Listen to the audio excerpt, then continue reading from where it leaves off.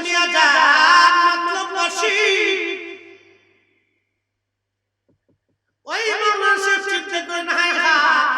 পাগল আমার মাদ্রাসার খবর কেমনে জানলো আমি মাদ্রাসায় পড়া অবস্থায় লজিক মাস্টারের বাড়ি ছিলাম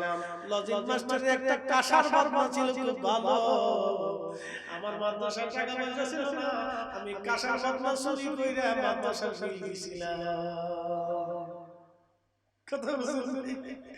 কাঁসার বদনা চুরি করে বেশি তারপর মাদ্রাসার বিল দিছিলাম এই পাগল কেমনে জানে ডাক ডাক পাগলারে আমার মাদ্রাসার ঘটনা তুমি কেমনে জানা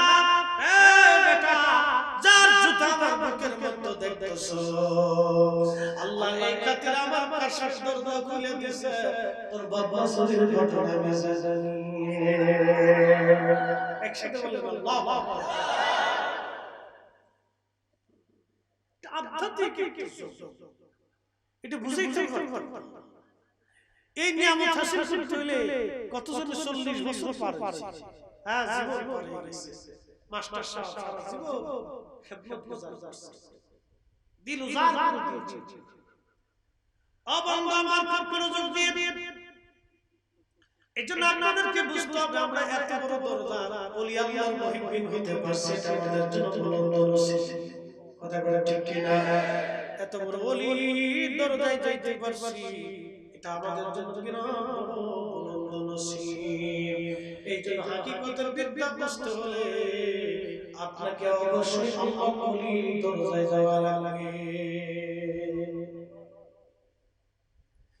বলছিলাম মায়ের রহিমের ভিতরে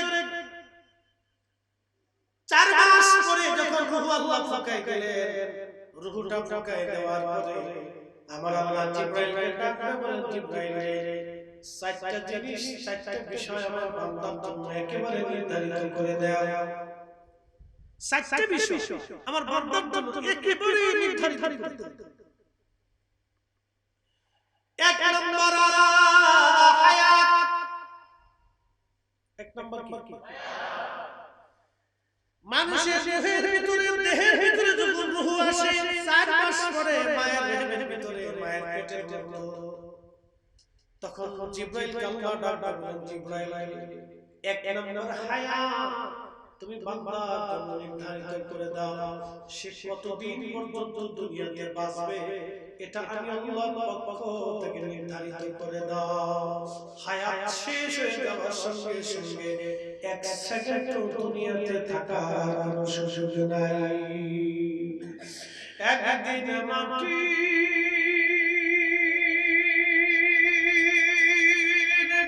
ভিতরে হবে মনা কেন বাঁধো দালান মনা কেন বাঁধো দালান হায়াতের গন্ডি শেষ হয়ে যাওয়ার সঙ্গে সঙ্গে 1 সেকেন্ড দুনিয়াতে থাকা কোনো সুযোগ নাই আল্লাহর কোরআন বলল ওয়ালা ইউআখিরুল্লাহু নাফসান ইযা জাআ আজালুহা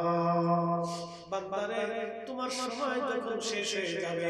1 সেকেন্ড আগেও হবে না 1 সেকেন্ড পরেও হবে না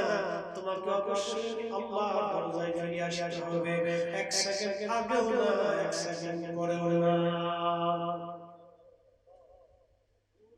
শেষ